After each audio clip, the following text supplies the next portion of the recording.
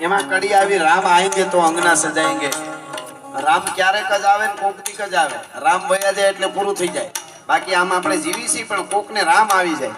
કોઈ ગામમાં જમણવાર હોય ને ગરીબ માણસને ત્યાં લગ્ન હોય અને અટકે એવું હોય ત્યાં જઈને ઊભો રહીએ કે તારી દીકરી દીકરાના લગ્ન છે, આલે તારું જમણવાર હારામ હારું કરજે આ મારા તરફથી એમ કરીને ઊભો રહીએ ને એને રામ આવ્યા કહેવાય।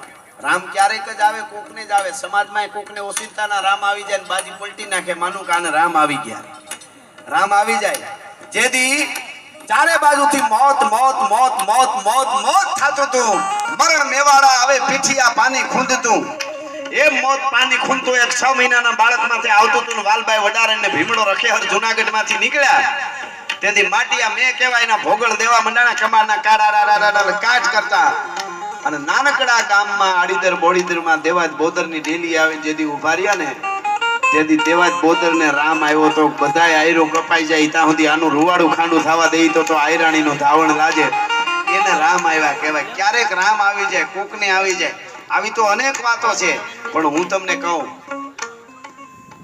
26/11 આફ્રિકાના જંગલમાંથી નીકળેલો ડેકારી નામનો અજગર શિકારને ભરડામાં લઈ એમ તાજ હોટલને ભરડામાં લીધી। કંઈકની લાંસુ ઢાળી દીધી કસાબરે એના સાથીઓ આતંકવાદીઓએ મસાણ બનાવી તાજ હોટલને આપ જાણો છો।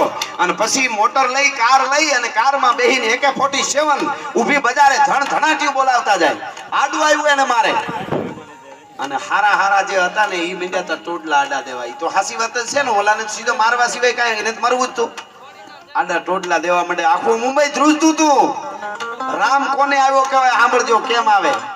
આખું મુંબઈ ધ્રુજતું તું। ઈ વખતે આમ જાતી હતી હાઈવે માથે ગાડી અને બેરિકેડ આડા કરતા કરતા બીતા બીતા હારા હારા ખાવા મીડ્યા તો એક મહારાષ્ટ્રીયન પોલીસની ટોપી હાથમાં દંડીઓ લાકડી અને ગડગડતી દોટ મૂકી એક જુવાને અને હળી કાઢી રોજ રોજ કરીને આડો ફરી અને જ્યાં કસાબ આગલી સીટે બેઠો તેને આમ કરીને ખોલ્યો દરવાજો ત્યાં તો આયા માંડી સીધી થાડ થાડ થાડ ગોળ્યું। ઈ મારતા મારતા કાંઠલો પકડી અને પછાડી પકડી અને ફોંપી અને પછી શ્વાસ છોડ્યા ની તુકારામ પોલીસ વાળાને રામ આવ્યા કહેવાય। ભલા માણસ આમ રામ આવે। આ ભારત વર્ષની ધરા છે। હમણાં મારે કઈ ઓલું નથી કોઈને અવળું ન લેવું ન પણ જે સાચું છે મેં તો ઇતિહાસો વાંચ્યા એટલે કહું છું। જરાક સંકટ કંઈક આવે તો અમે ઈ નહીં કરીને અમે મરી ગયા ને આમ થઈ ગયું।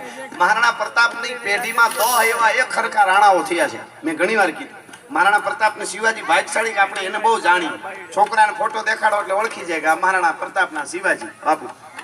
પણ એવા 10 તો ખાલી રાણાઓ મેવાડમાં થયા છે જેની વાતો કરી તો ખબર પડે સનાતન અહીંયા